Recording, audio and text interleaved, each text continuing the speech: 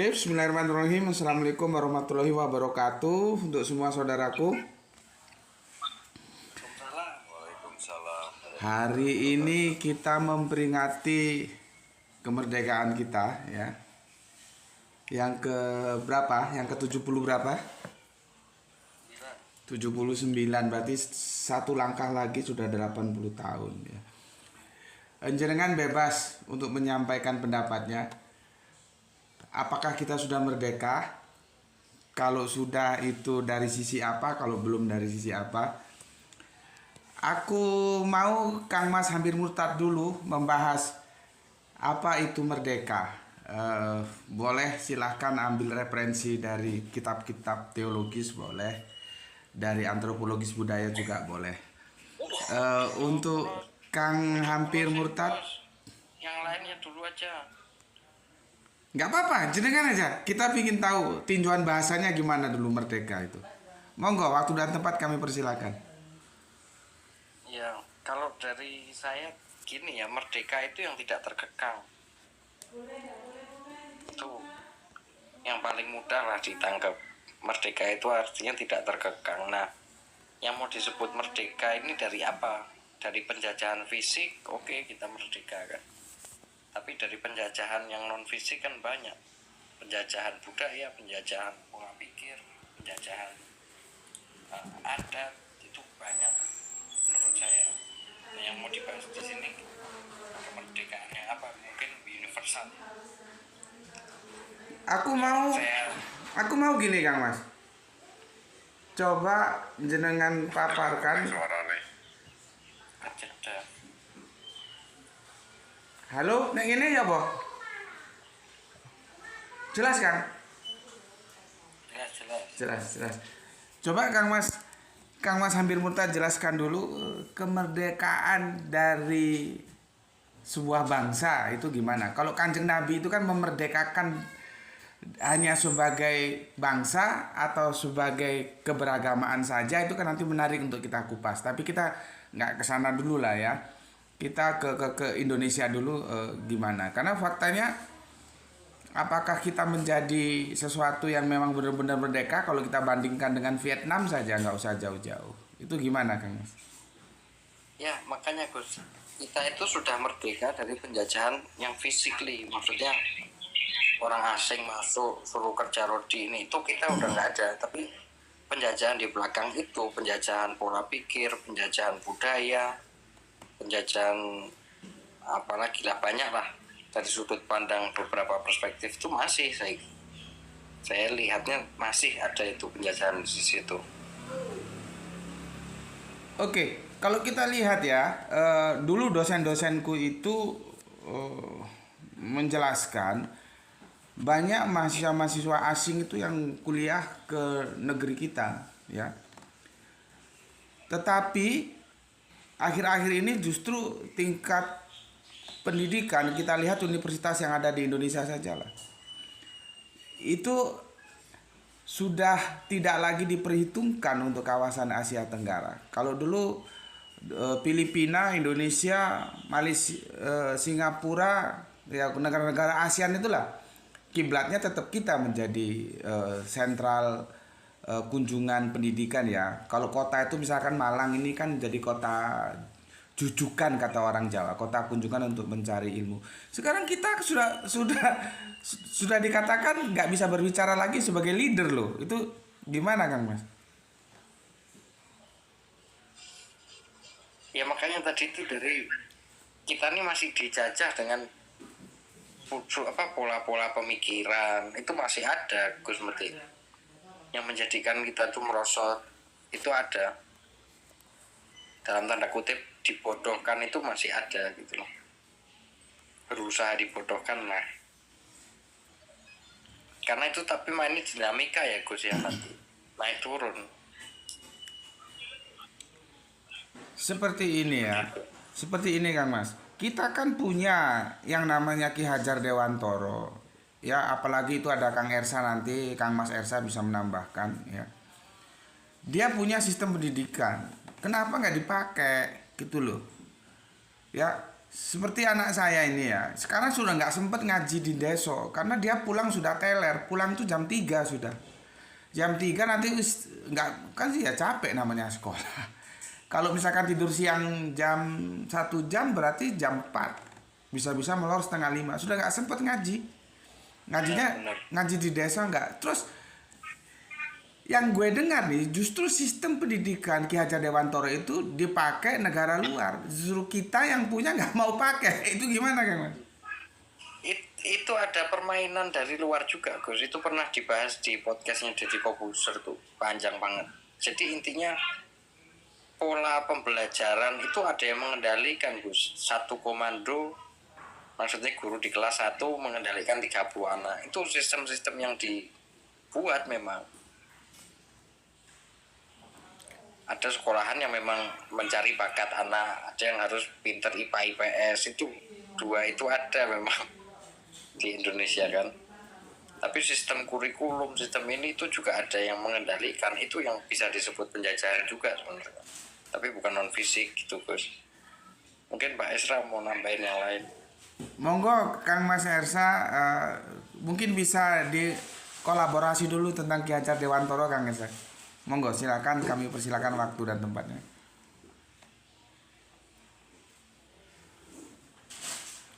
Kang Ersa, Kang Esra. Wah, ternyata ke-mute ya. kemiut.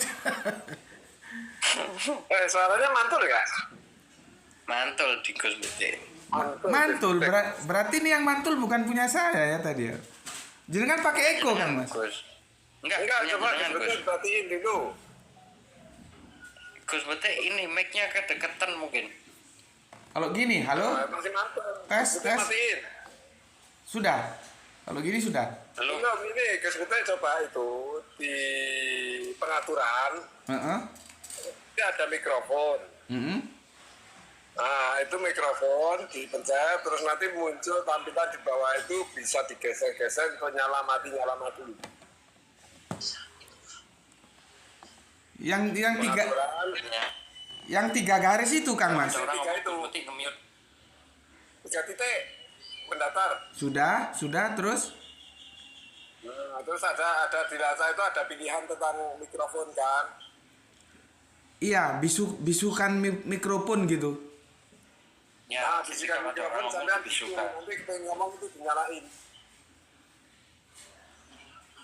Oke, 1, 2, 3. Mantul nggak? Enggak. Enggak. Nggak. Oke, ini udah nggak mantul. Nanti kalau pas ngomong, oke itu dinyalain. Oke, siap. Monggo lanjut.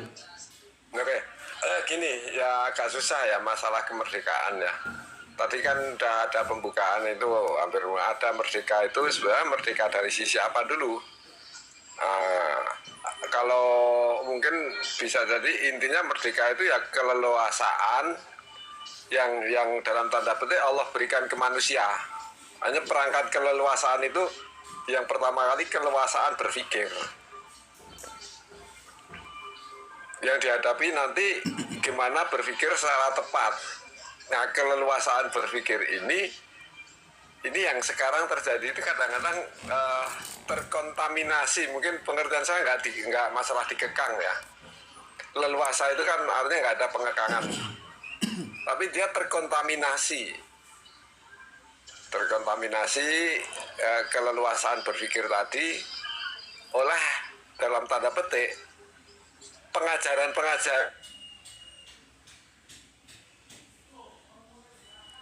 Kalau Ki Hajar Dewantoro kan arahnya kan bahwa berpikir hidup itu sebenarnya kehidupan itu pembelajaran yang paling mendasar. Makanya ada istilah kalau dalam lebih fokus lagi itu kan ing ngarsa sun tuladha, ing madya bangun karsa, tutwuri handayani. Ada 3 itu yang dipakai ya. Di depan dia jadi panutan, di tengah dia membangun sistem, di belakang dia mensupport sistem, tutwuri handayani, ngikut. Tapi yang paling awal ya ing ngarsa, yang paling depan sun tuladha, jadi teladan. Tapi itu bentuk yang dipakai dalam slogan pendidikan Indonesia saat itu.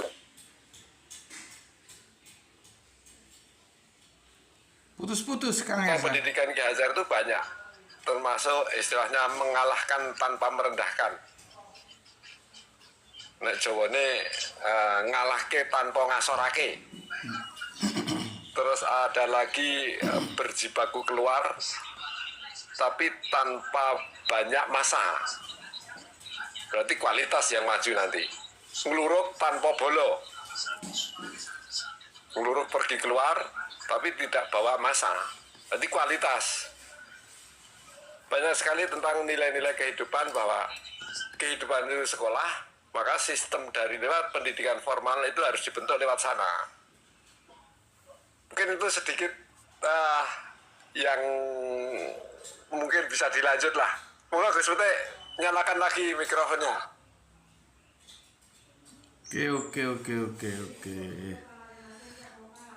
Tapi kan begini Kang Mas, faktanya seperti yang apa sudah diungkapkan oleh Kang Mas hampir murtad tadi, kita tidak memakai sistem-sistem pendidikan yang sudah disampaikan atau diajarkan untuk kita atau ditinggalkan sebagai warisan leluhur kita dari Ki Hajar Dewantara, gitu loh. Ada kekuatan apa ini yang mendrive ya, sehingga kita tidak pakai itu tapi pakai yang lain gitu loh. Seperti dulu ya, zaman aku sekolah itu jam 12 siang tuh sudah pulang. Zaman dulu itu begitu ya. Jadi bisa untuk apa namanya? Waktu untuk Gus. Oke, siap. Waktu untuk bermain itu ada. Kita dulu kan pulang sekolah itu sudah janjian sama teman-teman bermain ya layaknya bagaimana anak-anak. Kalau sekarang kan nggak ada. Tapi apakah dengan apa jenengku sekolah yang sampai jam 3 itu apa kayak tambah pinter areke? Tambah pinter apa tambah goblok? Kan survei harus ada. Lah kalau pancet aja goblok lo lapo? Peringkat pendidikan kita tetap aja nyungsep, terus merdeka dari mana kalau begitu? Monggo Kang hampir murtad. Nah itu tadi ada tulisannya. Wah, Ya ini konsep pendidikan Ki Hajar Dewantara, holistik. Murid peserta didik dibentuk menjadi insan yang berkembang secara utuh, meliputi oleh olah rasio, olah rasa, olah jiwa, olah raga. cipta rasa karsa. Olah cipta itu pola pikir. Olah rasa itu pola hati. Olah karsa perpaduan antara hati rasa dalam bentuk perilaku, bentuk hasil pemikiran, termasuk produk-produk teknologi karsa itu. Cipta rasa karsa. Iya, ini konsep insan kamil ini sebenarnya. Ya, Iya. dan memang ini dia itu kan santrinya Kiai Soleh Darat kan, termasuk diantaranya. Oh berat sebentar Kang Mas Esa. Berarti satu angkatan dengan Bunda Kartini kah? Aku nggak begitu tahu banyak, tapi di ini apa kan Kiai Soleh Darat itu punya murid kesayangan, punya pembantu, tapi berinteraksi juga ke sana. Yang jelas satu guru lah mereka ya. Ya satu sumber lah. Satu sumber. Oke. Iya seperti yang disampaikan oleh Kang Hampir Murtad itu memang apanya ya, nuansanya insan kamil kalau sudah begitu kan. Gitu. Monggo. Ya, memang. Benar. Makanya Kalau kiai dulu itu kan lebih apa istilah bahasa daerah kan diserap dalam menerjemahkan Quran. Walaupun tidak dalil banyak. Tambah ora ono dalile ketoke Kang Mas yo. Iya, tapi nggak menyelisih Quran karena memang dia panduannya Quran. Yang disampaikan itu substansinya dalam kemasan keindonesiaan kita. Ngoten Kang Mas ya. Nah, aku kadang-kadang makanya mohon maaf ya, aku kan debat barang kan kalau ini kadang-kadang nggak aku satu sisi nggak menguasai nahwu sorof, Tapi tanda petik aku, ya Allah jangan sampai saya keluar dari koridor Quran. Hanya mungkin apa yang saya sampaikan dengan bahasa yang bahasa Indonesia atau bahasa Jawa. Kan dengan bahasa kaumnya gitu lah. Kan gitu. Betul, betul, betul.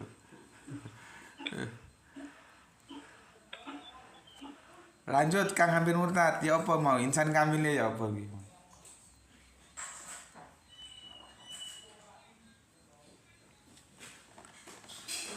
Halo, kemute Kang Hampir Murtad kok kemute ya? Bentar dilanjut dulu, Bang. Benar.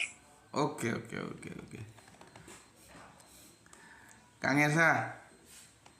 Kang Ersa. Sebenarnya kan begini. Ya. Kalau kita lihat kita itu sudah punya apa ya, sistem-sistem pendidikan yang itu diwariskan oleh Ki Hajar Dewantoro. Kan harusnya itu yang kita pakai. Ngapain kita pakai dari luar? Itu sesuai dengan budaya kita sebagai bangsa Indonesia. Gitu loh. Karena apa yang kita ambil dari luar untuk kita cangkokkan ke kita itu belum tentu cocok. Ini sudah jelas cocok justru nggak dipakai. Iku loh Kang Mas. Artinya ada kekuatan yang tidak terlihat di sini. Kenapa kita nggak pakai itu aja? Ngono loh. Merdekanya di mana? Kalau lihat sejarah agak problemnya agak gini.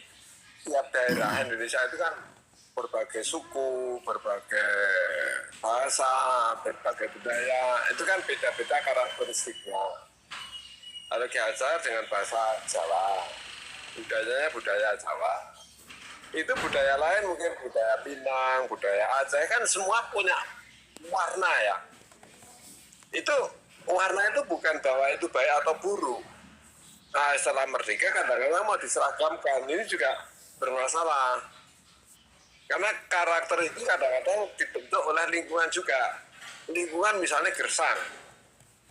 Mungkin air itu jadi perebutan, bisa berebut nyawa itu gara-gara air.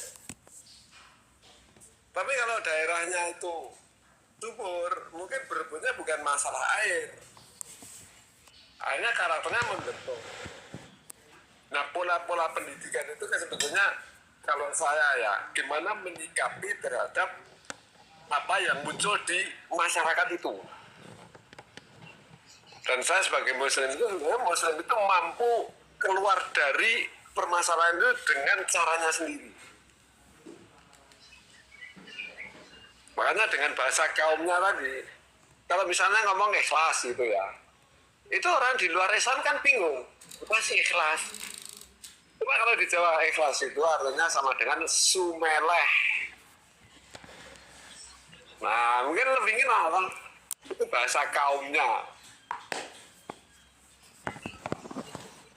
Hal-hal yang kayak gini ini perlu dalam tanda petik yang dia mungkin corong masyarakat sebagai penceramah atau dai atau apapun lah yang dia di masyarakat cukup direspon omongannya, itu mungkin harus tahu bahasa-bahasa lokal yang tiap daerah punya. Gini Kang Mas, yang tak masuk tuh begini, bukan berarti ya bahasa-bahasa yang disampaikan sebagai katakanlah motivasi pendidikan itu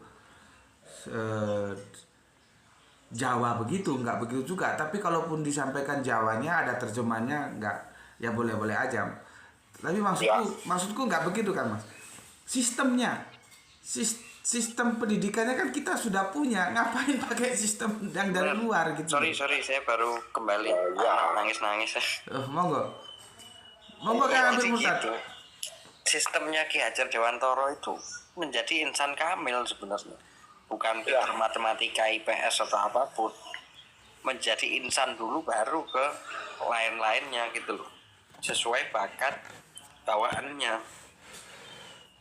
Karena bakat pun saya pernah melihat artikel ya, itu tergantung DNA juga, dalam arti DNA mempengaruhi gitu loh. Jadi nggak bisa sama semua orang. Saya Itu kalau sedikit Bang Ya, Abdul Mutar. Itu Jepang itu nggak pernah tes IQ. Dia nggak percaya IQ itu. Jadi skill itu adalah pelatihan. Makanya tes IQ hanya di Eropa, di Jepang itu nggak ada IQ. Yang ada credit point.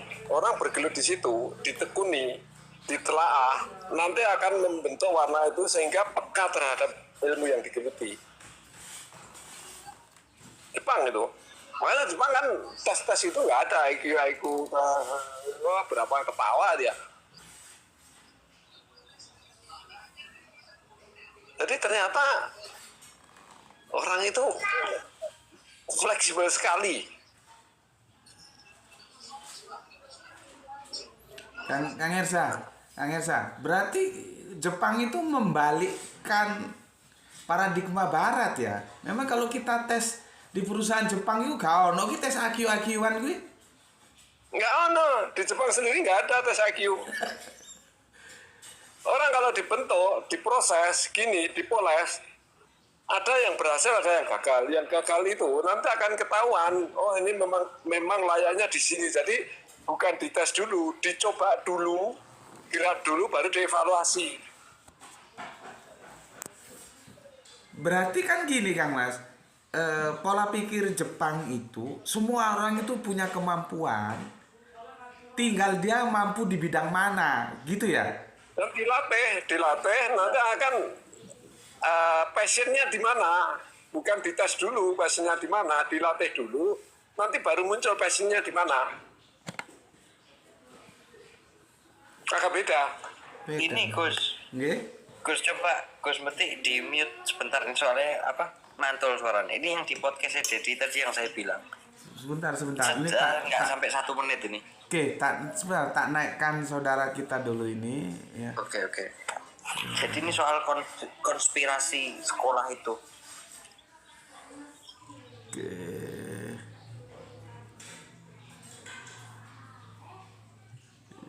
Oke, sudah. Monggo Kang.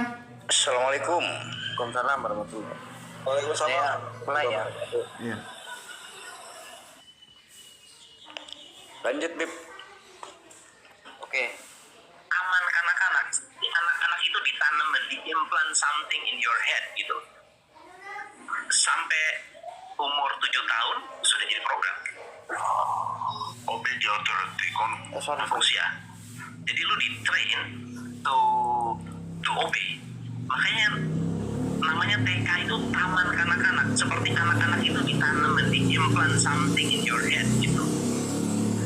Sampai umur 7 tahun sudah jadi program. Obey the authority, conforming, social role. Lu harus ada social role. Lu peranan lu di dalam sosial tuh di mana? Lu jadi polisi kah? Lu jadi apakah? Dan itu nggak boleh koludet. Nggak boleh kolusi. You know what the thing is, ada satu hal yang salah dari sistem ini sebenarnya. Oke, saya ngerti tujuannya 66 itu, dan kita nggak mengatakan itu baik atau jelek. Betul. Kita mengatakan itu ada di situ ya. Benar. Di buku itu ada, silahkan dicek sendiri. Apa yang terjadi sebenarnya? Ada fenomena-fenomena terbalik, yaitu anak-anak yang dianggap bodoh di sekolah sukses hidupnya. Ya, ada dong. Kalau gue bilang itu bukan soal dia, itu mungkin karena dia tidak follow the rule dan dia dibiarkan berpikir, then he becomes successful. By the way, ini adalah salah satu yang menjadi obsesi gue untuk people need to think, learn how to think. Ada kripto bagus, you have to think, you have to know how to think gitu loh. Jangan FOMO gitu. Jangan FOMO, nggak usah FOMO. Dan gue mau kasih satu rahasia nih buat lo. Terakhir. Ya, menurut gue semua orang atau even teacher atau people who aware dan mau pintar harus baca satu buku. This will solve most problem. Okay, what is that? I'm gonna show you a book. I think you should. Ini dia bawain buku. Nanti teman-teman bisa lihat itu fullnya cuma 22 menit kok. Jadi intinya seperti katanya Dedi tadi, yang dibodohkan di sekolah malah bisa pinter ke depannya karena dia out of the rule tadi, nggak mengikuti rule-nya pendidikan. Misalnya dia dibebaskan, dimuktasilahkan gitu Gus. Ini judulnya jadi ngapain sekolah di Corbuzier itu bagus. Tapi saya bantah itu. Dimerdekakan itu. Benar, dimutasilahkan. Saya bantah itu, Bib. Ya, karena kesuksesan seseorang itu bukan dari itu dilihat dari faktor utama adalah keuletannya, kegigihan gitu, semangatnya. Itu sukses itu faktor utama dalam sebuah kesuksesan gitu, Bib. Ya, bukan dari pendidikan formal, bukan dari gitu. Enggak gitu. Jadi pernyataan itu saya bantah.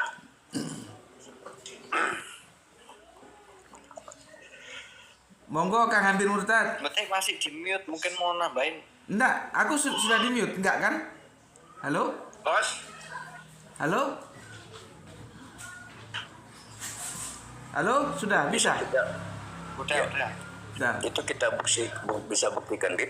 Itu bagaimana orang yang tidak mempunyai suatu ilmu khusus terhadap bidang itu, tapi dia mampu untuk menguasainya gitu. Itu semuanya itu bukan dia dapat dari pendidikan formal atau gimana. Itu karena semuanya faktor kegigihan gitu. Keuletan, kegigihan, motivasi untuk membangun jati diri itu bagus. Ya, Bang Gus Betik dulu mungkin mau nambahin dulu tadi video tadi. Oke. Sebetulnya apa yang disampaikan dalam video tadi itu lebih mendekati kepada sebuah pengakuan. Sebetulnya semua manusia itu ya nggak ada yang bodoh selama dia mau belajar, mau dilatih, kan begitu. Ya, yang membuat kita justru tidak menjadi pintar, menjadi bodoh itu ya pengekangan sistem pendidikan itu tadi. Makanya dengan bahasa gurauannya Kang Mas Hampir Murtad, dimuktajilakan. Jadi keluar dari aturan main yang ada gitu. Terus yang disampaikan oleh Ustadz Jepri, kalau menurutku itu justru sejalan dengan yang disampaikan dalam diskusinya tadi, iya. yang disampaikan oleh Kang Mas Hampir. Itu sejalan Ustadz Jepri, justru nggak bertentangan begitu ya. Oke, terima kasih Mbak Dwi dan Mas Gray ya sudah hadir. Monggo Ustadz Jepri dilanjutkan.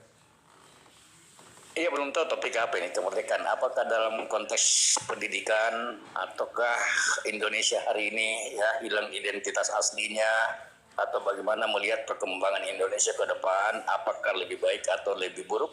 Ya tinggal waktu yang menentukan ya. Atau apa judulnya? Temanya tadi itu Gus. ini Bang Jeffrey, soal kemerdekaan. Kita ini kemerdekaan sudah merdeka atau belum? Kemudian mengarah tadi bahwa secara fisik mungkin merdeka gitu, tapi secara sistem masih dijajah secara nggak langsung. Semuanya saya bantah itu. Soal pendidikan gitu. Dalam konteks fisik pun kita itu tidak merdeka, belum merdeka. Apalagi untuk meraih ya apa makna dari kemerdekaan itu, belum ada. Kita menuju berjuang untuk mencapai hal itu gitu. Tetapi lepas dari para konteks ya penjajahan Belanda dan Jepang itu kita sudah lepas dari situ. Namun penjajahan dalam konteks lain itu masih menjadi suatu tugas kita untuk melawannya gitu. Iya, itu tadi yang dibicarakan. Gitu. Jadi Dijajah kemerdekaan secara itu kemerdekaan yang kita peringati saat sekarang itu tentang ya bahwa mundurnya penjajahan Belanda dan Jepang di bumi pertiwi ini dan terbentuknya negara kesatuan. Itu yang kita peringati. Tetapi dalam konteks makna daripada kemerdekaan itu belum ada. Belum. Waduh, ternyata Ustadz Jepri kali ini tampil radikal juga ya pemikirannya ya. Ya, kita bernarasi sesuai dengan fakta, Gus. Iya kan? justru secara fisik pun belum ya. Cuman kalau secara fisik bebas dari Belanda, dari Jepang oke. Tapi kalau secara general, secara fisik kita juga belum merdeka ya Ustadz Jepri ya. Juga secara fisik belum. Ya, bahkan kalau perlu saya katakan kita masih dalam konteks Romusa. Ya, masih dalam konteks perbudakan yang dialami oleh rakyat Indonesia. Oh, begitu. Ini apa itu Bang Jeffrey? kadang-kadang gini ya, sistem ya. Sebenarnya Islam itu kan sistem. memang dulu perbudakan jadikan mungkin sering sekali disampaikan bahwa Islam datang, perbudakan hilang gitu. Sekarang muncul sistem kita memang perbudakan dalam tanda petik hilang, tapi untuk bisa hidup kadang-kadang kita harus memperbudak. Berarti sistemnya kita sadar nggak sadar untuk bisa bertahan hidup karena sistemnya yang dibentuk, kita jadi memperbudak.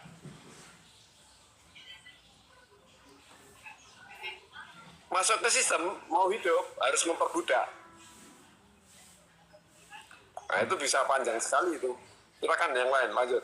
Oke Mas Gray, monggo silahkan, waktu dan tempat kami persilahkan. Apakah kita sudah merdeka ya? Kalau tadi kita menitik beratkan ke pendidikan, sekarang monggo mau dikolaborasi ke hal yang lain ya.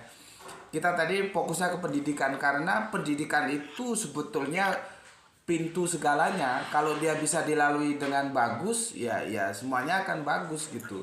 Kan kita tahu ya, salah satu sistem demokrasi itu akan jalan apabila rakyatnya pertama pendidikannya sudah cukup, ekonominya sudah cukup, itu baru bisa jalan. Selama pendidikan dan ekonomi tidak cukup, maka demokrasi itu akan sulit bisa ditegakkan sebagaimana mestinya.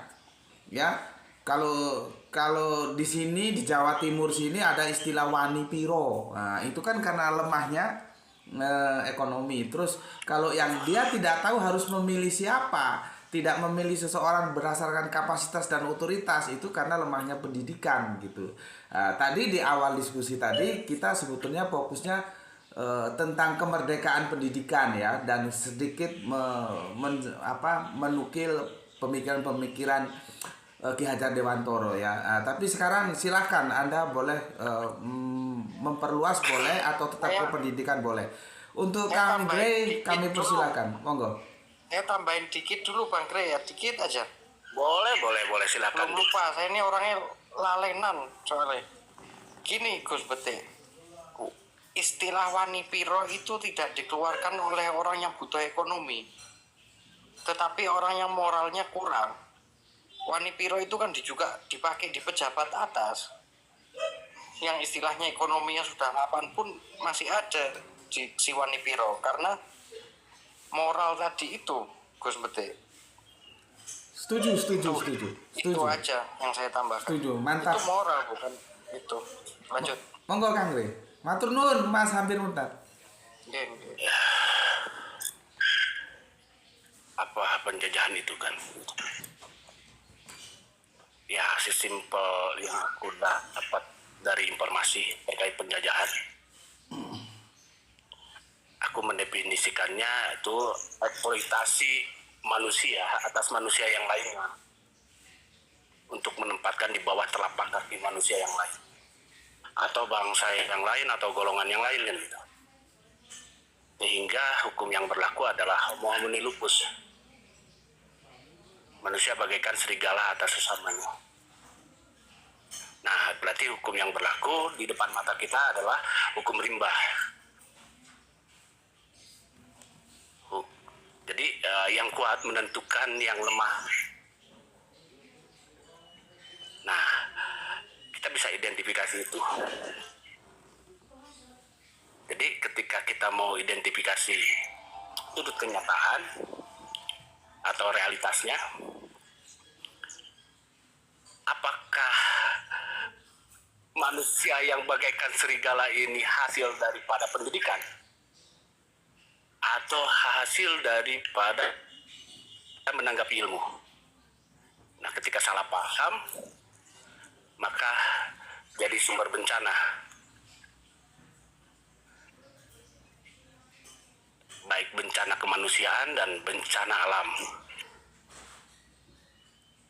Sehingga eksploitasi manusia dan eksploitasi alam mengakibatkan kerusakan. Nah, ini Gus, sorry agak noise Gus. Oke. Mungkin di kalau ngomong. Ada Kang Ersa lagi ada sibuk sepertinya, dia turun ya.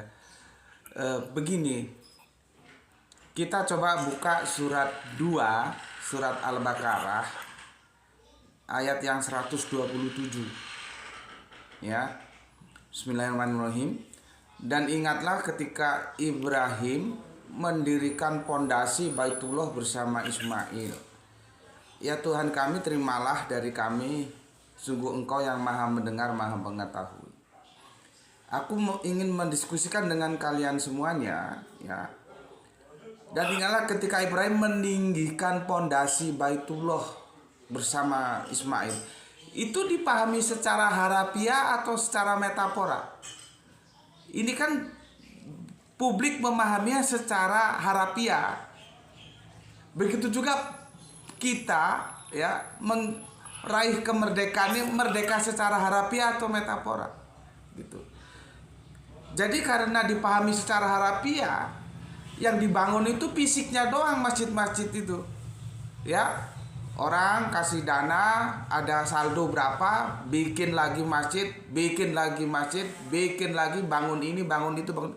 Tetapi dalamnya itu sesuatu yang behind screen atau sesuatu yang metafisik, bukan yang fisik, itu lolos dari pandangan. Karena cara pandang surat Al-Baqarah 127 itu physically, bukan yang metafisik. Nah, coba kita diskusikan, ini sebetulnya Bapak Ibrahim ini dengan putranya memakmurkan Baitullah atau membangun secara fisik. Nah, itu nanti kita terapkan dalam kehidupan berbangsa dan bernegara kita. Yang memahami kemerdekaan itu, ya, bagaimanapun itu sebetulnya dari sesuatu yang metafisik dulu yang dimerdekakan, bukan fisiknya, gitu. Mungkin Ustadz Jepri dulu komentari, monggo. Baik, terima kasih. Kalau menurut saya itu seiring semuanya gitu. Jadi juga dalam konteks pembangunan fisik, ya, juga membangun moral, ya, kemanusiaan terhadap manusia di atas muka bumi. Jadi itu seiring itu, Gus, tidak bisa terpisahkan karena dalam konteks pembangunan ibadah itu dalam konteks pembangunan moralitas iman. Bagaimana agar supaya tertanam suatu keimanan, keyakinan yang dalam di dalam jiwa manusia sesuai dengan dalam konteks keyakinan umat Islam. Jadi tidak bisa terpisahkan gitu, Gus, menurut pandangan saya. Makasih. Kalau begitu, tapi faktanya Pak, kalau kita lihat di sekitar kita, ya, banyak yang selalu menekankan di fisiklinya. Kadang-kadang masjid sudah bagus, dibongkar lagi, dibangun lagi, nanti dibongkar lagi, dibangun lagi. Gitu. Karena makna tujuannya untuk dibangun itu tidak dimaknai. Nah, sebab akibat gitu. Apa tujuannya dibangun dan tujuannya untuk apa gitu. Kita kebanyakan hanya melihat dari segi bahwa wah ini tujuannya hanya untuk membangun saja, tetapi makna untuk membangun dari fondasi itu untuk membangun secara fisik Baitullah itu tidak dimaknai. Itu yang hilang biasanya kita di dalam suatu penjabaran ilmu yang dijabarkan kepada generasi kita gitu.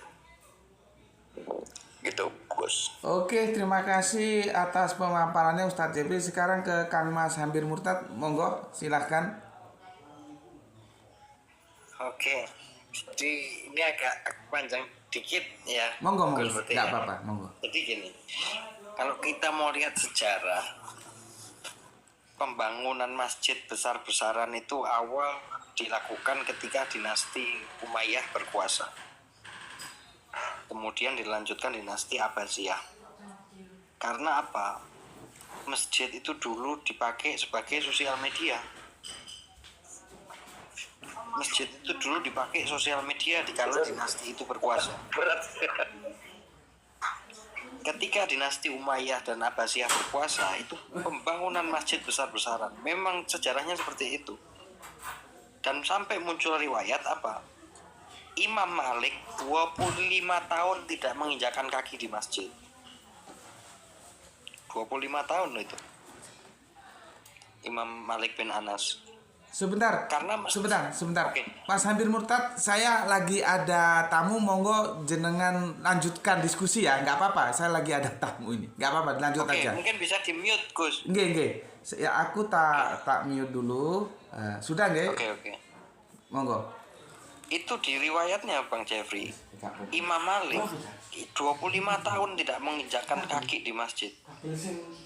Karena dikala itu masjid dipakai udah nggak, isinya kemungkaran semua. Untuk ya, kalau sekarang kan sosial medianya gampang, ada TikTok gitu ya. Kalau dulu harus dikumpulkan orang itu besar-besaran memang di zaman Umayyah dan Abbasiyah. Itu ada semua sejarah. Gak masalah, Pak. Terus aku didodok. Ojo diboreng. Iya, tapi kan kan alasan Pak Jago. Jadi bagaimana memvalidasi terkait tentang metode sejarah ini? Aku karena tidak menggunakan pendekatan terkait tentang sejarah, karena begitu banyak distorsi yang aku lihat terkait dari sejarah. Jangankan sejarah yang ribuan tahun, sejarah bangsa Indonesia aja itu kaburnya luar biasa gitu. Bener. Banyak versi. Itu kan secara nyata bisa kita realisasikan Bang Kri. Masjid ini kelompoknya ini toh, masjid itu kelompoknya ini toh, ceramahnya ini, hasut sana, kan gitu. Ya, mungkin ada pemaknaan lain dari kata masjid, misalkan di dalam Al-Quran ya. Ya, Kalau kita merujuk, adakah pemaknaan lain bukan secara bangunan fisik, atau misalkan pemaknaan lain dari kata masjid itu sendiri gitu, sehingga ada pengelompokan atau pengkotak-kotakan gitu di antara pemeluk Islam itu sendiri gitu ya. ya tadi kan yang dibahas rumah Baitullah, tadi kan bangunan. Ya. Kalau yang dibahas itu bahwa bangunan masjid itu mulai sampai detik ini bahkan itu berjalan gitu loh. Sampai detik ini pun berjalan itu. Sebelahnya banyak yang lapar, bangun masjidnya megah-megahan, itu jomplang menurut saya loh ya, jomplang. Karena kalau mau lihat dari sisi Qur'annya lagi, fa'budni wa aqimis sholah lidzikri kan. Ibadah sama sholatnya Allah bedakan gitu. Sedangkan abad itu nggak ada ritual sama sekali. Ibadah itu nggak ada ritual sama sekali. Makanya Allah bedakan antara ibadah dan sholat di ayat. Iya karena budu, iya karena stain. Sholat di fasta'inu bil sabri wa sholah, bukan di ibadah. Itu berarti kecenderungan si manusia, ya kecenderungan si manusia itu terhadap bangunan yang konkret gitu ya. Atau dikatakan, iya ritual, ya maksudnya ke situ entarnya. Iya. Ya, tapi begini, Win. Izin, Win. Bentar Jadi, Bang Jeffrey. Dikit lagi Bang Jeffrey. Silakan. Jadi gini, Allah itu berkali-kali memisahkan antara sholat dan ibadah. Berkali-kali di Al-Quran dipisahkan. Iya karena budu, iya karena stain. Sholat fasta'inu bil sabri wa sholah, bukan di ibadah, di istana. Kemudian kepada Musa, fa'budni wa aqimis sholah lidzikri, dipisahkan lagi. Kemudian wa ma umiru illa liya'budullaha mukhlishina lahuddina hunafa, berhenti di situ. Wa yuqimus sholata, dipisah lagi sama Allah. Tidak pernah satu ayat pun antara sholat itu sama ibadah disamakan, nggak pernah ada. Memang itu konsepnya berbeda. Ibadah sendiri, sholat sendiri. Kalau ibadah kata Allah apa? Wani buduni hada siratal mustaqim. Ibadah itu di siratal mustaqim tadi. Dan kalau kita lihat siratal mustaqim menurut Al-Quran, nggak ada ritual satupun di situ. Semuanya akhlak. Jangan membunuh, jangan berzina, berbakti kepada orang tua, jangan makan harta anak yatim. Itu ibadah. Jadi nggak ada ritual. Itu maksud saya. Lanjut. Baik, jadi mungkin di sini ada sebenarnya itu ada kebenaran apa yang disampaikan Habib. Ya, tetapi harusnya kita lengkapi bahwa yang dimaksud ibadah itu apa. dan jalan untuk menuju agar supaya dalam suatu peradaban, di dalam suatu perilaku, agar supaya perilaku kita ini tetap dalam konteks hukum syariat, itu tidak lepas daripada konteks bahwa lepas daripada ibadah. Karena ibadah pun juga itu adalah suatu perbuatan yang diatur dalam konteks syariat gitu. Jadi ibadah itu kan secara luas, secara poinnya adalah berperilaku sesuai dengan landasan syariat. Itu kan ibadah sebenarnya. Jadi bukan konteks hanya ritual atau gimana. Jadi perilaku yang memang sudah diatur dalam konteks syariat, hukum-hukum ilahiyah, yaitu baik secara horizontal maupun secara vertikal, itulah ibadah sebenarnya. Jadi perilaku yang disebut ibadah, tetapi berlandaskan dengan syariat. Begitu, jadi nggak bisa juga dipisahkan, Bib. Tetapi saya tidak salahkan, betul apa yang dikatakan Nabi, yaitu itu yang bahwa kita temukan di Al-Quran selalu dipisahkan, Bang Jeffrey. betul, karena itu spesifik, yang satu spesifik, yang satu secara umum, sosial ya, kayak gitu. Tetapi semuanya itu suatu perilaku, perbuatan dalam konteks syariat gitu. Makanya kita maknai apa itu ibadah. Nah, tetapi betul yang dikatakan mengenai tentang spiritual, itu ritual itu menuju ke atas gitu. Menuju ke atas. Tetapi dengan jalan itulah sehingga kita bisa melakukan suatu perbuatan-perbuatan sesuai dengan tujuan manusia itu diciptakan dalam konteks sosial gitu. Peradaban horizontal yang berperilaku sesuai dengan landasan syariat gitu. Itu bisa diterima Bang Jeffrey. Tapi kalau sudah masuk ketika Allah mengatakan ibadah, di situ nggak ada ritual sama sekali.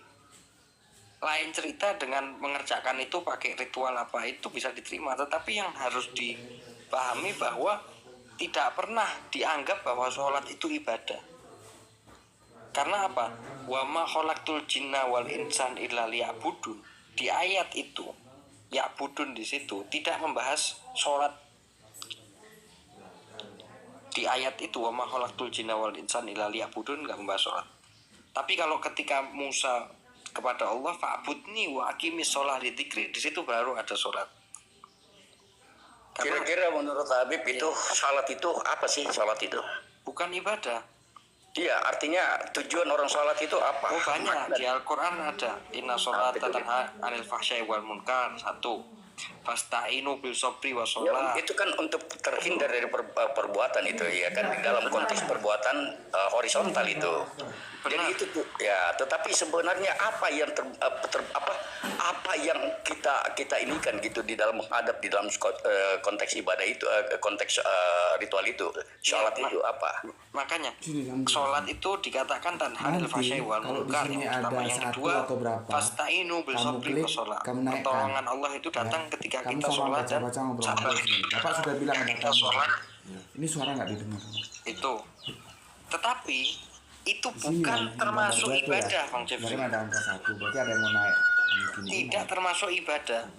Karena yang menjelaskan ibadah itu apa? Allah sendiri. Dan sholat itu apa? Juga Allah sendiri. Itu sangat gamblang di Al-Quran. Ini direkam nih. Itu Sebenarnya begini, Bib, saya bisa terima karena seperti kenapa saya pertanyakan tentang apa sih itu sholat itu. Sholat itu kan sebenarnya tempat ya ikrar manusia kepada Allah, langsung kepada Allah untuk berikrar, berjanji di situ untuk menjalankan suatu perintah dan menjauhi larangannya. Itu ikrar di situ manusia langsung kepada Allah. Ya, jadi kenapa sampai bahwa apabila kita sholat maka akan kita terhindar dari perbuatan-perbuatan yang memang tidak sesuai dengan syariat Islam sebenarnya.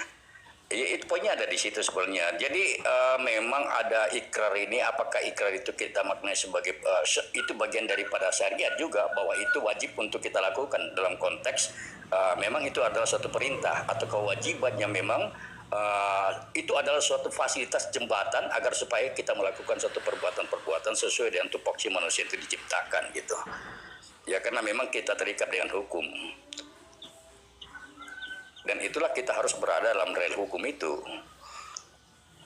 Tetapi saya sepakat juga, Bib, saya terima itu karena memang spesifik ya, syahadat ini adalah spesifik itu akibat bahwa kita sudah bersaksi dalam 2 kalimat syahadat.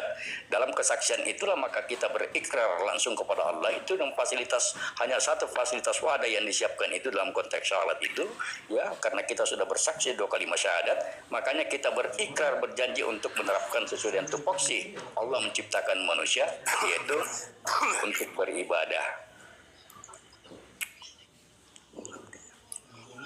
Ibadah itu Assalamualaikum warahmatullahi wabarakatuh. Waalaikumsalam warahmatullahi wabarakatuh.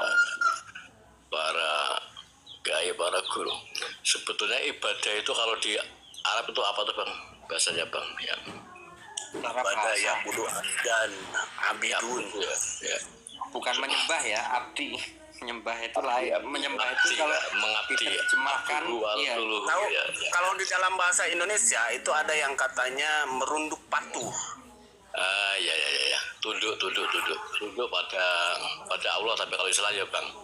Tunduk Iya, kepada itu Allah. terserah mau kepada raja, Tunduk mau kepada aturan-aturan yang memang sudah ditetapkan itu. mau kepada bos kan gitu kan. Itu Saya bentuk kepatuhan. ngabdi ya Bang. Iya, Berarti di dalam ngabdi, kan ya. gitu kan. Ya karena kan itu amal kan, kalau yang tadi itu bagus sekali pemecahan kata-kata ibadah dan amal juga itu sholat itu bagus sekali. Kalau saya ini karena ilmu kan ya saya, jangan yang lain. Kalau itu kan amal soleh kan amal baik sama manusia itu amal soleh, amal ibadah itu yang berhubungan dengan Tuhannya kan gitu, atau tata cara ibadah termasuk. Nah kalau kita sholat tuh ibadah yang utama itu sholat ya kan, ada ibadah puasa, ada ibadah zakat, amal. Kalau sebetulnya itu amal ibadah. Ketika inaladhi namanu amilus soleh ya itu amal soleh, solihati watawasobil hak watawasobil sober, dan menjadi orang-orang yang sabar. Kalau manusia itu sebetulnya rugi semua di dunia ini demi waktu kan, itu katanya Allah itu. Kalau semua orang tuh rugi kecuali orang-orang yang beriman dan mengamalkan amal soleh kan itu Bang Gre. Di Quran itu ada dua jenis penulisan soal sholat Bang Gre. Ada yang pakai setelah lam itu wawu, ada yang pakai setelah lam itu alif. Betul. Itu beda. Beda itu. Allah sedang menjelaskan kalau yang ini maknanya apa, yang ini makna itu beda, nggak bisa disatukan tuh. Sepakat. Itu Jadi kalau didefinisikan as-sholat di situ kan harus didefinisikan, misalkan ada alif lam ta'rif ya untuk mengidentifikasi itu kan. Sehingga ketika berbicara as-sholat kan gitu, itu udah definitif tuh. Nah ketika dilihat di pengkamusan atau jam yang ada, alternatif maknanya itu doa gitu, doa. Makanya as-sholatu hiya doa kan gitu. Nah doa itu atau masdarnya itu kan dakwatan kan, dakwah tuh. Nah dakwatan itu sama dengan syiar. Saya ketik di bawah tuh Bang Gre. Iya, siar itu kan seruan tuh. Nah berarti ada yang menyeru kan. Benar. Yang menyerunya siapa kan gitu. Nah ayat-ayat tadi yang dimaktubkan di dalam mushaf Quran kan gitu.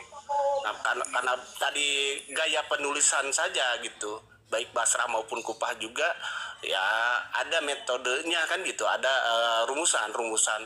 Makanya ada kaidah di dalam bahasa tulisan itu, dia ada teori bentuk kata, teori bentuk kalimat kan gitu. Nah itu masuk ke ranah sains juga gitu. Metode paling efektif ya pendekatan gramatikal. Kalau untuk mengidentifikasi bentuk bahasa tulisan ya. Kalau bahasa lisan kan sifatnya arbitrer. Nah berubah-ubah gitu tuh bipadan gitu. Nah karena bentuk bahasa tulisan itu ada timbangan bahasanya gitu. Benar. Makanya tadi saya katakan bahwa sholat, puasa itu nggak pernah masuk halal haram. Yang halal haram itu selalu akhlak semua. Gitu loh. Ya, makanya sama Allah dibedakan. Amal jelek dan amal buruk ya kan, itu Ya, amal. itu halal haram. Tapi kalau sudah ritual puasa, sholat, tidak ada halal haram di situ. Ya itu termasuk hak, amal soleh yang hak itu kan, yang pasti baik itu kan. walaupun ada yang mengkritik kurang tertil, kurang itu tidak terima, boleh saja orang yang ngomong, tapi kan itu hak Allah itu kan. Ketika kita sudah melaksanakan pincang-pincang lah tapi menuju ke majelis, atau pincang-pincang lah walaupun kakimu itu sakit, berjalanlah menuju ke majelis taklim ya itu kan. Seperti kita ibadah, sholat itu seburuk apapun tapi dia sholat, bandingannya sampai terkecil itu lebih baik daripada yang tidak menjalankan sholat kan itu. Nah, karena itu apa? Itu sudah hablum minallah, langsung sama Allah kan. Entah puasanya, entah zakatnya, entah sholatnya itu baik semua. Seburuk-buruknya sholat itu masih buruk tidak menjalankan sholat kan itu yang namanya amal soleh dan amal ibadah. Memang gak ada buruknya. Nah, kalau kita memberi orang itu kadang ada haramnya karena itu barang curian atau mungkin ya kan. Nah, atau kita itu berbuat baik sepengetahuan kita baik, padahal di mata hukum itu udah baik. Nah, itu bentar, amal. Hans. Oh, iya, Mohon maaf nih, ya. aku potong sebentar. Terkait as-sholatul dzikri itu gimana tuh Bipanan? Ya, sholat itu masuk zikir kan, karena ingat Allah kan. Bentar. Di situ ada doa, di situ ada secara umum ada itu puji-pujian. translasinya. Udah diketahui kalau Bentar dulu. As-sholatul dzikri. Nah, itu gimana tuh? Nah, kita compare aja tata bahasa Arabiyun dengan tata bahasa Indonesia, sehingga translasinya atau alih bahasanya itu sesuai dengan kaidah. Atau kaidah itu kan al-asas atau dasar atau prinsip atau pondasi di dalam bangunan kan gitu. Ya. Nah, harusnya translasinya itu apakah sesuai dengan kaidahnya? Itu yang harus diamati sebetulnya. Sehingga kita hanya sebatas diberikan translasi atau terjemah yang ada ini. Karena kenapa aku tidak memilih diksi terjemah, karena sudah terdistorsi oleh tafsir gitu, makanya suka ada dalam kurung kan kayak gitu. Iya. Ya kan itu problematik tuh. Ya, tafsir itu kan menjelaskan gitu dari kata pasarroh. Oh, sorry. Ya makanya tadi saya kasih bahwa ini yang saya pahami ya teman-teman. Ketika Allah mengatakan sholatnya pakai waw, itu maknanya syair, syariat yang ada gerakan atau apalah yang diatur. Tapi kalau yang pakai alif itu sangat umum, dari koneksi innallaha wa malaikatahu yusholluna ala nabi. Sholatnya di situ yang asli lah, yang pakai alif, bukan pakai waw. Fawailul lil musallin itu yang pakai alif juga, bukan orang yang sholat duhur asar di situ. Kemudian anil mujrimin masalalakum fi saqar qalu lam naku minal musallin. Sholatnya di situ bukan sholat yang pakai waw, yang pakai alif dia, yang artinya sila, koneksi atau hubungan. Iya. Ya, berarti ada keterkaitan kan, maksudnya kan. Nah, ketika diseru dengan ayat-ayat tadi gitu kan, nah itu harusnya connect dengan membentuk kesadaran si manusia. Makanya apa yang diinput itulah outputnya. Betul. Bang Grey, maaf. Kalau sepemahaman atau menurut ilmu kaidah jenengan, kalau sholat termasuk ibadah enggak? Sholat itu bermakna da'a. Itu salah satu. Nah, enggak ada yang sholat bermakna abadah. Pengertian belum menemukan. Iya, belum menemukan di dalam pengkamusan. Di Quran pun nggak ada. Ya, Selalu Kalau sholat bermakna da'a. Iya, da'a. Kalau yang ibadah bisa, misalnya yang Islam bisa menjelaskan ini Bang, yang bisa menjelaskan ibadah itu di mana, sholat itu di mana, ya Quran sebenarnya, ya Allah sendiri. Iya. Oh iya. Itu nggak pernah saya temukan bahwa sholat itu Allah itu kita abad kepada Allah pakai sholat dan puasa, itu nggak ada ceritanya tuh. Ketika kita pakai abad kepada Allah memakai siratal mustaqim, wani buduni hadza siratal mustaqim, fa'buduhu hadza siratal mustaqim, kan selalu seperti itu. Kalau sholat itu ranahnya di istana, fasta'inu bil sabri was sholah. bukan di ibadah. Ya, amal, Kemudian- amal ya kan.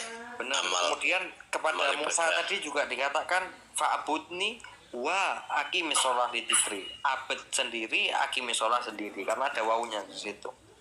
Di Al-Bayyinah wa ma umiru illa liya'budullaha mukhlisina lahuddin hunafa baru wa Berarti korelasinya ke situ mukhlisin.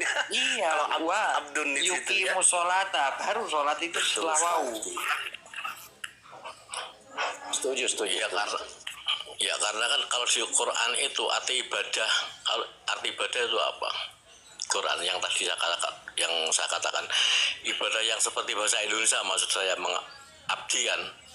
Ibadah itu Bang kata Allah di surat Yasin Siratal Mustaqim.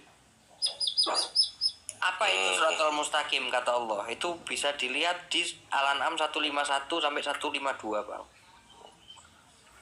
Saya bukakan Itu ya. ibadah. Ya, Itu ya. ibadah. Di surat Yasin dikatakan fani buduni ada Ada Siratal siratal Mustaqim. mustaqim. Ya. Itu ibadah. Nah, Siratal Mustaqim kita tahunya dari mana? Allah sendiri jelaskan kok, bukan jembatan yang di belah 7 ya, mohon maaf. Betul. Ya kalau itu kan penjelasan apa mufasir untuk menggampangkan atau menjelaskan pada orang-orang Ini, yang Bang. baru kan. Ini Allah sendiri katakan kan, wa anna hadza sirati mustaqiman. Inilah jalanku yang lurus, siratal mustaqim. Wa ni buduni hadza siratal mustaqim. Apa itu? Kita lihat di sini apa itu? Siratal mustaqim. Jangan mempersekutukan sesuatu dengan dia. Berbuat baik kepada orang tua. Jangan membunuh anak-anak. Janganlah kamu mendekati perbuatan yang keji. Ya. Kemudian janganlah kamu membunuh jiwa yang diharamkan Allah. Ya kalau siratal mustaqim kan itu kan salah satu contoh siratal mustaqim ya kan Ya, Bang. janganlah. Ketika di surat Fatihah ya ada siratal mustaqim itu apa? Yaitu ikuti jalan-jalan orang yang melakukan jalannya orang yang diberi nikmat itu. Gitu. Ya, jalannya mereka itu seperti apa? Ya tadi yang sampean dicontohkan itu itu contohnya ya. Iya. Banyak termasuk perbuatan amal yang baik kan itu juga. Ini Bang, ini ayat ditutup dengan Allah. Inilah jalanku yang lurus. Ihdina siratal mustaqim itu bukan dimintai mana ini, kita nggak tahu nih siratal mustaqim. Kita minta dibimbing di atas ini, gitu loh. Ihdina siratal mustaqim bukan tunjukilah, tapi bermakna bimbinglah. Kita sudah tahu dan itu semuanya akhlak Bang, nggak ada syariat di situ. Semuanya akhlak. Makanya janjinya iblis apa? Ketika Allah ini dahsyatnya tafsir Quran bil Quran ya Bang Gri ya. Saya sampai deleleng dewe kadang. Iya. Deleleng dewe. Apa janjinya iblis ketika Allah mengusir dia? Qala fabima aghwaytani la aqudanna lahum, dzurriyyahnya Adam, siratal mustaqim. Siratal mustaqim. Aku akan menggelincirkan mereka di jalanmu yang lurus. Iblis itu Bang, yang tadi Bang, yang siratal mustaqim itu termasuk berbuat baik pada orang tua dan yang lain-lain itu. Iya. Itu termasuk amal atau termasuk ibadah atau amal ibadah Bang? Itu abad Bang maksudnya. Kalau amilus sholihat itu sangat banyak. Itu termasuk amal soleh atau ibadah Bang? Yang mana Bang? Yang tadi yang Ibadah termasuk amal soleh, tetapi tidak seluruh amal soleh itu ibadah. ya. Makanya Kalau jangan yang ibadah khusus ibadah apa Bang? itu Misalnya tadi Bang, itu tadi yang berbuat baik kepada Jangan- orang tua, jangan syirik, jangan dan membunuh, tidak jangan berbuat berzina, jangan makan harta bukan, anak ya. yatim. Itulah ibadah. Nggak ada bahas Itu ibadah, sholat, Bang. puasa di situ. Itu bukan amal Bang, amal ibadah. Itu termasuk bukan amal soleh. amal baik. Bang. Itu Amal termasuk soleh, amal ya. soleh. Betul. Tapi amal soleh itu nggak hanya itu. Ya, Tapi itu termasuk amal soleh ya kan, termasuk membantu tetangga dan yang lain-lain yang baik itu kan. Amal soleh walaupun sama binatang kan bisa, Bang. Oh ya bisa sekali ya. Nah ya kalau yang di situ Ya, tadi soleh sama itu. manusia kan.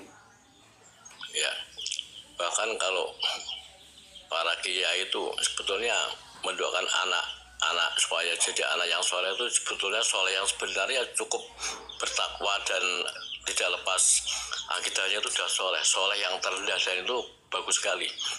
Itu yang dijaga suruh suruh istiqomah sebetulnya kan iman kita, ibadah itu termasuk soleh. Tapi begini, Soleh yang pokok ya. dalam pandangan saya ibadah itu tidak terkhusus kepada hubungan manusia ke manusia gitu, tidak gitu. Makanya secara maknawian bisa ibadah itu bisa bluminanas kan, iya, khusus sama manusia, tapi tetap karena Allah, khusus Allah horizontal langsung itu ya, perbuatan yang dilandasi syariat Islam di dalam konteks horizontal gitu. Nah, dalam konteks kehidupan manusia secara horizontal itu bukan hanya manusia berhubungan dengan manusia, ya, tetapi berhubungan dengan lingkungan alam semesta gitu. Termasuk menjaga termasuk ya memindahkan paku ya, atau memberikan makanan kepada binatang, itu ibadah semuanya. ya. Jadi tidak harus spesifik hanya untuk hubungan manusia ke manusia, tidak begitu. Makanya secara maknawiah ibadah itu perbuatan yang diridhoi itu, supaya kita tidak memecah-mecahkan hanya dalam mempersempit makna daripada ibadah itu, bahwa itu hanya terkhusus kepada hubungan manusia, perbuatan yang baik antara manusia dan manusia gitu. Tetapi Gini Bang, kalau ini kan 4 orang 5 orang kan memang itu kan ilmu-ilmu yang didalami kita kan. Aku juga setuju karena itu kalau bedaan dikit lah. Cuman kalau secara umum kan yang namanya ibadah ya dia mau ibadah sholat, ibadah haji, ibadah puasa kan itu kalau secara umum kan. Nah, tapi pengajian seperti ini juga bagus sekali karena ini pendalaman ilmu dan kadang menempatkan kata ya, itu yang saya suka.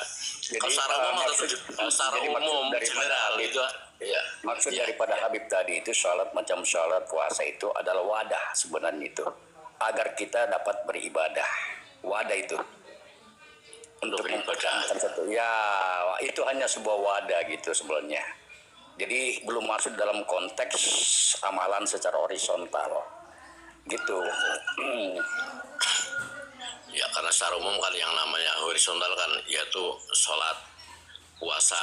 Tidak, kalau sholat haji, itu ya kan? vertikal itu Bang, hubungannya ke vertikal bukan ke horizontal. Kalau sholat. Iya vertikal, mau vertikal. Ya. Vertikalnya itu kan sholat, puasa, syahadat, haji ya kan, itu vertikalnya. Yang habul minanas horizontal ya kan macam-macam, tapi tetap ke segitiga harus horizontal ke nas atau ke alam kali itu. Ya, tetapi kalau saya memaknai pribadi ya, bahwa tujuan daripada Islam itu adalah bagaimana menata perilaku kehidupan manusia secara horizontal ya, secara syariat Islam, baik secara horizontal maupun secara vertikal, itu secara garis besarnya. Namun jika pandangan atau penjelasan dari Habib Fanan tadi juga saya tidak bisa tolak, karena memang bisa kita maknai bahwa salat itu sebagai wadah saja, wadah agar kita manusia ini bisa terhindar berbuat sesuai dengan perbuatan.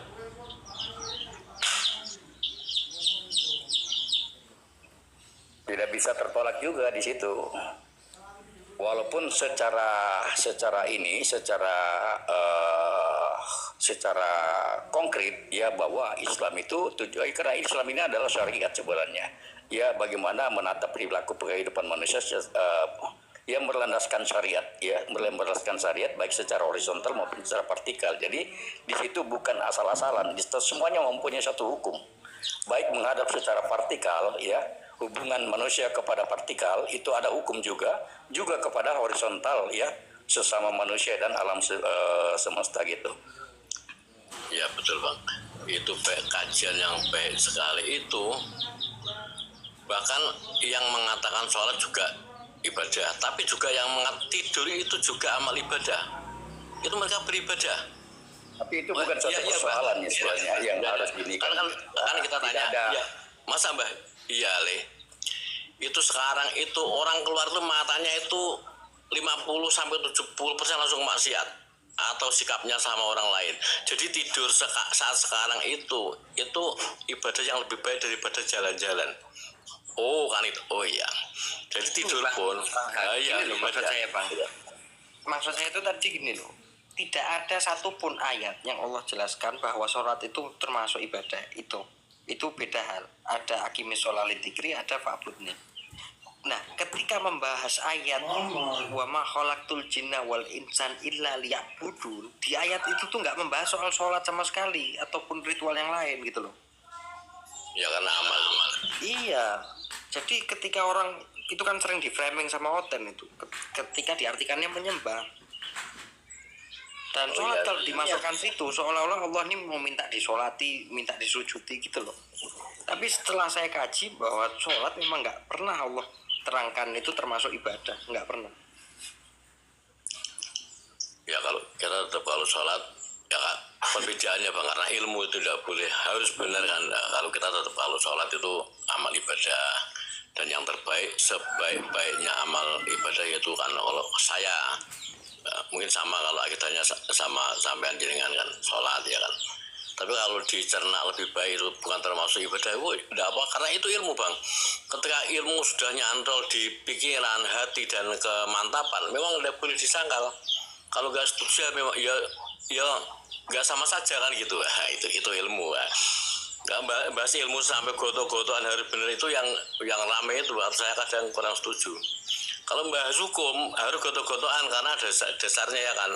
Tapi kalau ilmu pendalaman itu ya siapa yang mengkaji dalam, iya kan ya Bang. Bang Has, bisa bedain antara pengetahuan dengan ilmu nggak? Ya pengetahuan sama dengan ilmu Bang, tapi kalau mengkaji hukum itu memang harus sama Bang, karena kalau hukum. Jadi gini, nah di dalam bahasa Indonesia ada namanya prasa, ilmu, pengetahuan. Ya, Kalau Bang. ilmu sama dengan pengetahuan gitu kan, ngapa harus ada prasa tersebut? Gitu. Nah pertama itu, kenapa dikatakan ilmu pengetahuan? Makanya kategorinya prasa atau dikatakan kalimat majemuk. Tuh. Ya faktanya kan gini Bang, ketika seluruh bangsa Indonesia dan umat Islam sedunia mengatakan kalau sholat ibadah, pasti ibadah ya kan. Tapi di kelompok tertentu atau yang mendalami lebih dalam, misalnya sampean atau kalian semua itu tidak menganggap ibadah.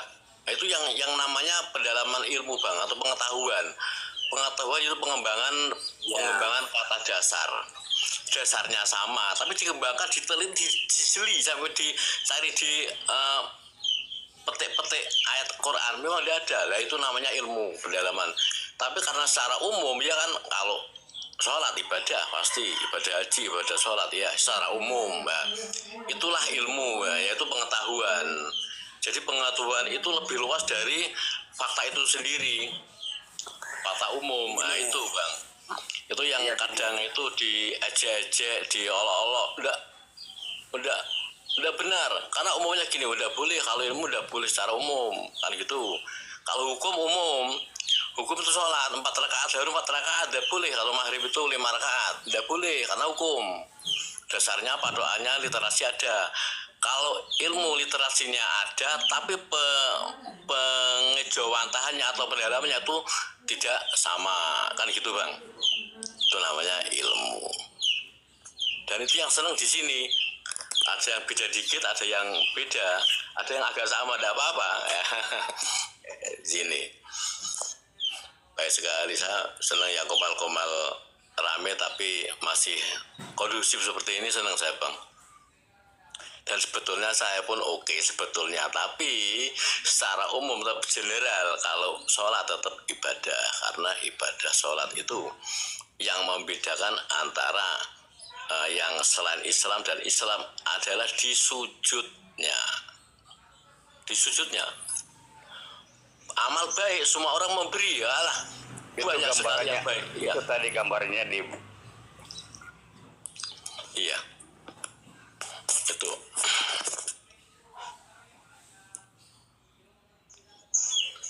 bunyi ya. Yang bunyi Sholat itu bukan dimaknai daripada ibadah gitu. Nah, analognya itu tadi disampaikan oleh Bang Rey, yaitu pengetahuan dan ilmu. Makanya kan kadang ya itu terpisah, beda. Itu beda. Makanya terkadang kita sampaikan itu ilmu pengetahuan. Kalau pengetahuan itu ibarat